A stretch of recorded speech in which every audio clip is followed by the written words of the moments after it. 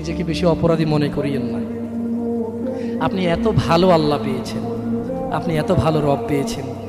বনি ইসরায়েলের একজন লোক 99 জন লোককে হত্যা করলো।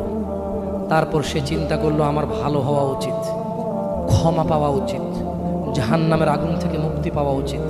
বাবা আমি এই জাহান্নাম সহ্য করতে পারবো না, কিভাবে আমি জাহান্নাম থেকে বাঁচব? তখন সে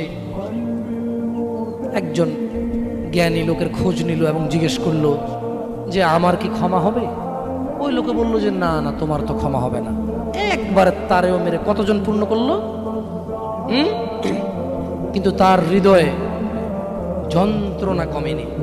ওই যে একটা যন্ত্রণা, কি কাজ করলে আমি ক্ষমা পেয়ে যাব, কি এমন কাজ করলে আমি আল্লাহর আযাব থেকে রক্ষা পাবো। সে আল্লাহকে প্রচন্ড ভয় পাচ্ছিল।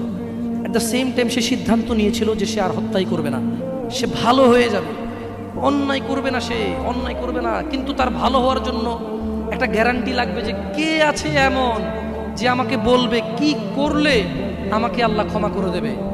ওই লোকটা যখন মারা যায় আল্লাহ তাকে জান্নাত দিয়েছে। কেন? সে ভালো হওয়ার ইচ্ছা পোষণ করেছে। আপনিও ভালো হওয়ার ইচ্ছা পোষণ করেন, করবেন তো?